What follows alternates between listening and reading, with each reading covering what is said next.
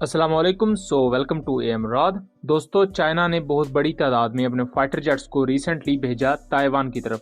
और ताइवान पर इस दफा जो चाइना ने किया है रिसेंटली, उसको लेकर जो फॉर्मर कमांडर है ताइवानीज एयरफोर्स के, जिसे ROCAF कहा जाता है, उन्होंने भी इस पर काफी ज्यादा तनकीद की है अपनी मिलिट्री पर। और इसके अलावा जो ताइवान के डिफेंस मिनिस्टर है, उनका भी बहुत ज्यादा अहम बयान है। पूरा इंसिडेंट हुआ है, ये बहुत ज्यादा रिलेट करता है इंडिया के साथ और पाकिस्तान के साथ भी।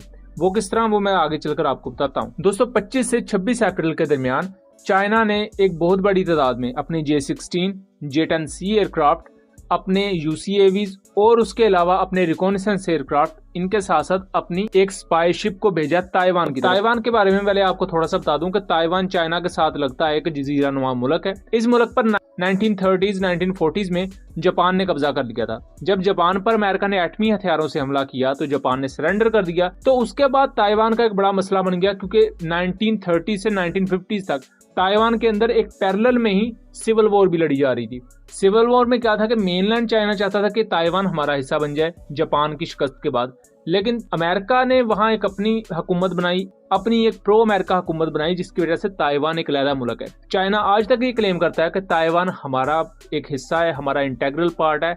जापान के कब्जे से पहले ये हमारा पार्ट था और ये हमें वापस जाना चाहिए। चाइना की बकायदा वन चाइना पॉलिसी है और अमेरिका ऐसा होने नहीं देना चाहता। अमेरिका का बहुत ही करीबी इत्तेहादी है ताइवान। अमेरिका वहां अपने फाइटर जेट्स को डिप्लॉयड रखता है, अमेरिका उनके समुद्रों को यूज करता है। तो ताइवान के इर्द गिर्द एक बकायदा उनकी समुद्री हदूद है, जिसे आप उनकी फजाई हदूद भी कह सकते हैं। उसे एडीज कहा जाता है। जैसे पाकिस्तान और इंडिया के दरमियान LOC है और LOC के दोनों पार कश्मीर है, जो कि डिस्प्यूटेड एरिया है। और अब अगर हम समुद्री साइड पर आ जाएं तो पाकिस्तान की एक वाटर टेरिटरी है और इंडिया की एक वाटर टेरिटरी है। इस तरह अगर आप ताइवान को देखें तो ताइवान का ये पूरा एडीज का एरिया है, जिस पर चाइना क्लेम करता है कि ये सारे का सारा हमारा है, लेकिन ताइवान में उनकी एक गवर्नमेंट मौजूद है जिसे अमेरिका की सपोर्ट हासिल होती है।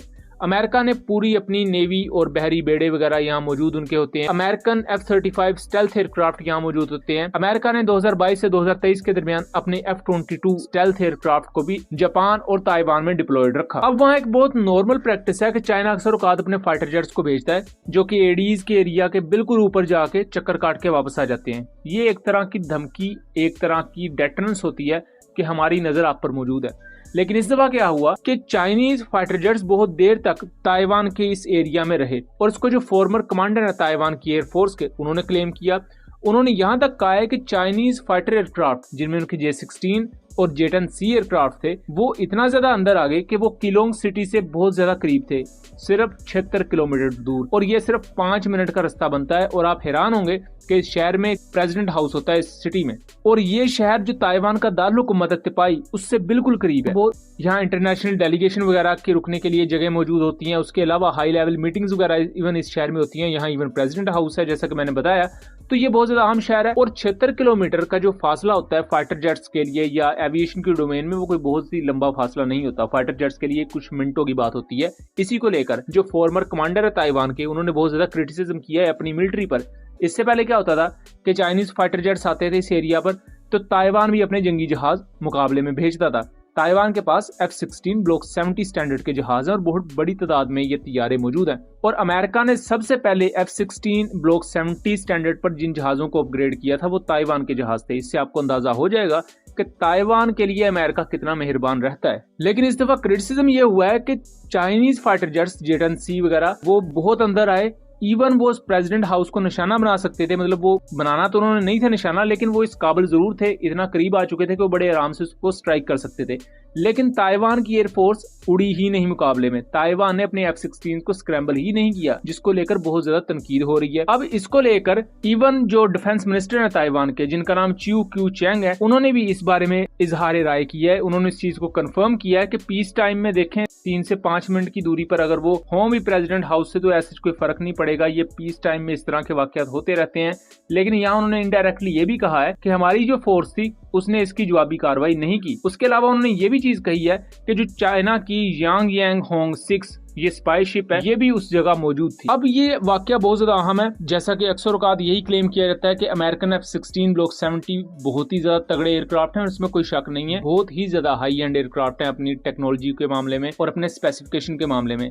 लेकिन यहाँ कुछ ना कुछ तो दाल में काला है कि ताइवान ने अपने उन F-16 को स्क्रैम्बल ही नहीं किया जब चाइनीज एयरक्राफ्ट आए। तो यहाँ वो जो एक पोटेंशियल खतरा है J-10C एयरक्राफ्ट का, वो हमें देखने को मिलता है कि J-10C एयरक्राफ्ट या J-16 जो चाइना के हैं, उन्होंने शायद अपनी उस बर्तरी को यहाँ दिखाया है कि उसके मुकाबले में ताइवान ने अपने फाइटर जेट्स को स्क्रैम्बल ही नहीं किया। हालांकि ये ऐसा नहीं होता, ताइवान भी अपने जहाजों को स्क्रैम्बल करता है और कोई इंगेजमेंट किए बगैर दोनों फिर जहाज अपने अपने मुल्कों की तरफ वापस चले जाते हैं। यहाँ अहम चीज ये पाकिस्तान और इंडिया के पर्सपेक्टिव में है, वो इस तरह कि सेम जैसे चाइना इससे पहले करता रहा है ताइवान के साथ और आज तक करता आ रहा है कि अपने फाइटर जेट्स को भेजता है, उस डिस्प्यूटेड एरिया के ऊपर एक चक्कर लगा के वो वापस आ जाते हैं। सेम इसी तरह अगर पाकिस्तान और इंडिया के दरमियान कोई चपकलिश हो तो पाकिस्तान और इंडिया बड़े पैमाने पर कोई मिलिट्री एक्सरसाइजेस करते हैं या मिसाइल टेस्ट कर लेते हैं। इसी तरह नॉर्थ कोरिया है, अगर उसने कोई अपने मुखालफिन को बयान देना हो तो वो मिसाइल टेस्ट करते हैं या आर्टिलरी वगैरह फायर करते हैं। तो यहाँ चाइना ये कर रहा है बेसिकली लद्दाख वाली साइड पर जो इंडिया का LAC है वहां भी, कि वो बकायदा बफर जोन क्रिएट कर रहा है। यानी कि चाइना सेंट्रल चाइना में मौजूद जो एयर बेसिस है उनकी, वहां से अपने J-20s को उड़ाता है, J-10C और J-11BG एयरक्राफ्ट को जो कि अपग्रेडेड J-11s हैं उन्हें उड़ाता है और वो LOC के बिल्कुल ऊपर से चक्कर काट के वापस अपने एरियाज पर चले जाते हैं।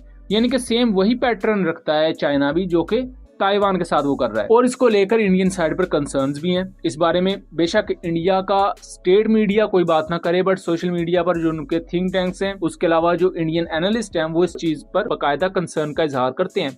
रिसेंटली चाइनीज J-20s को LAC के बहुत नजदीक देखा गया और इंडियन साइड उस पर यह क्लेम कर रही थी कि ये जो J-20s हैं ये पाकिस्तान के साथ मिलकर इंडिया के खिलाफ कुछ ऑपरेशंस कर सकते हैं अगर फ्यूचर में कोई कॉन्फ्लिक्ट होता है। और ये दोबारा मैं कह रहा हूँ कि इंडियन साइड इस तरह क्लेम कर रही थी। और यहाँ एक बहुत बड़ी जो प्रेमिसेस थी कि F-16 ब्लॉक 70 हर लिहाज से बेहतर है J-10C एयरक्राफ्ट से, और J-10C एयरक्राफ्ट चूंकि चाइनीज माल है जैसा कि इंडियन दोस्त बताते हैं तो वो किसी काबिल नहीं होगा। लेकिन यहाँ जो फॉर्मर कमांडर की बात है कि ताइवान अपने F-16 ब्लॉक 70 को मुकाबले पर ही नहीं लेकर आया इस दफा, और वो इतना करीब चाइनीज J-10C एयरक्राफ्ट आ गए कि वो किलोंग सिटी में मौजूद प्रेसिडेंट ऑफिस को निशाना बना सकते थे, यानी कि सिर्फ 76 किलोमीटर दूर थे ताइवान के उस शहर से। ये बहुत ज्यादा कंसर्न की बात है और ये आई ओपनिंग बात है इंडियन साइड पर मौजूद बहुत से लोगों के लिए जो अभी भी इसी पूरे के पूरे वहमो गुमान में जी रहे हैं कि उनका राफेल एयरक्राफ्ट चाइनीज J-20 को भी देख लेगा और वो हर चीज को देख लेगा, वो पाकिस्तान को भी देख लेगा और वो हर दुनिया के खतरे को देख लेगा।